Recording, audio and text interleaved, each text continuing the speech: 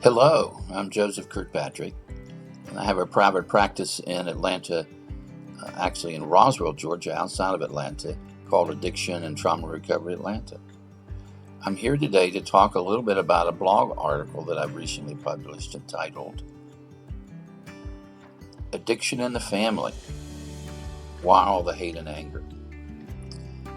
Addiction is a family disease. It not only affects the individual that has the addiction and is disrupting the family, but it affects each and every person in the family, perhaps differently, but it does in fact have an impact on each and every person. It's important to remember that whenever addiction is active in a family, that the equilibrium of the family is thrown off, and that may affect how the family functions normally. It may cause people to be able to be consumed with the impact of the addiction, and it just is very disruptive. So it is a family disease. It's also important to understand that when you are in a family with an active addiction, that the impact can turn into things like hurt, confusion, and anger that lead to the equilibrium being disrupted. So we need to talk a little bit about that and how a family can return to equilibrium, and we're going to do that today. So now let's talk about some of the faulty beliefs that people have about addiction.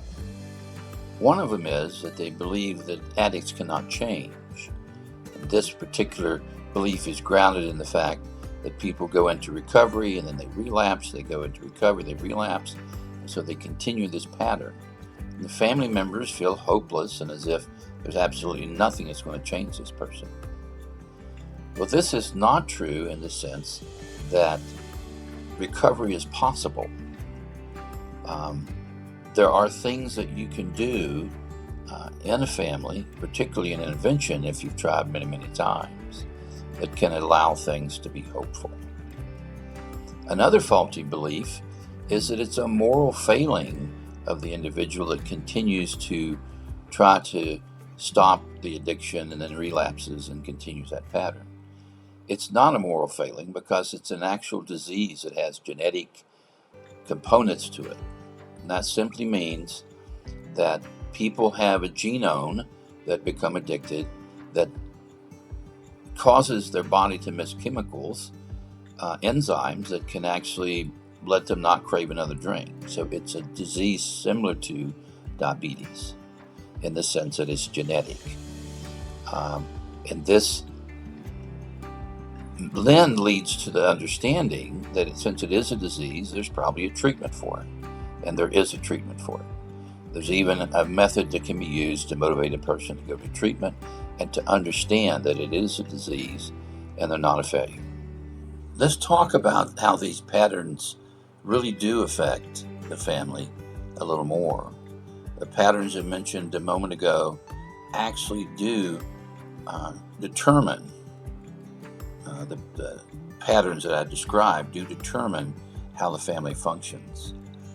The first thing I want to say that's important to remember about these patterns is they're just patterns. There's our behaviors that people in the family do in response to the individual that has the addiction. But these patterns can be changed.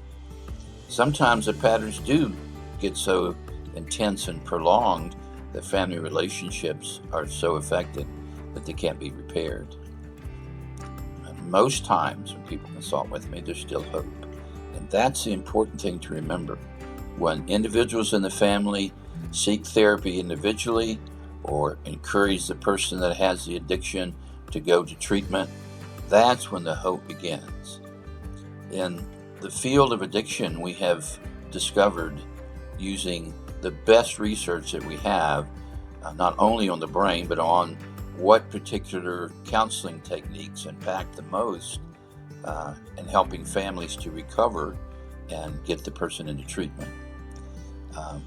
So there is hope, and there are particular things that a good addiction specialist knows how to help the family learn that will have in many, many cases, a great impact on recovery. So I actually see a good addiction counselor as a dealer of hope. And it's important to trust that with professional help, a lot of times things can be turned around. The final question that is in my blog I want to talk about is how my personal experience with addiction has affected my ability in a very positive way to work with families that have addiction. Having had to deal with the struggle of coming off of alcohol and drugs decades ago and living through the strength I needed to find allows me, actually allowed me and does still allow me to understand the complexities of addiction and the length at which an individual has to go to and the length that a family has to go to in order to help the person reach long-term recovery. It certainly helped me develop empathy for the struggle that families and the individual that has the addiction are going through. A friend of mine that was an owner of a treatment center said to me that he believes that you have to love addicts and alcoholics in order to help them and to work with them and their families. And I also want to add to that I think I had to learn to forgive myself through recovery and to learn to like myself in order to be able to sit down with families and help a loved one that they have get into recovery. And I don't know if you need to be one to help one in the sense of being an addict or an alcoholic, but I think that it really has helped me develop the ability to see what families go through and how to help them rebuild their lives and to help the addicted individual rebuild their lives. We've done some great things in the research to help us understand the disease of addiction in the last 25 years, and also the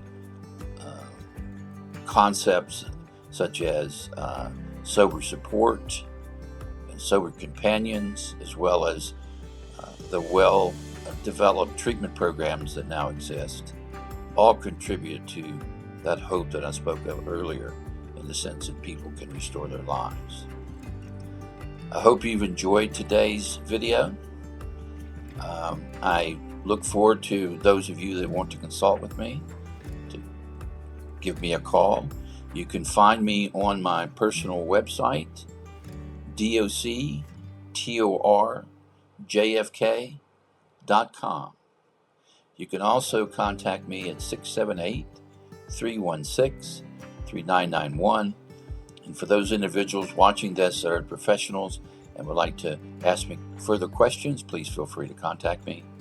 And for those families and individuals that are seeking either individual addiction counseling or my skills as an interventionist, please know that you can have a 20-minute free consultation with myself in order to ask questions and to explore the possibility of helping a loved one get into treatment.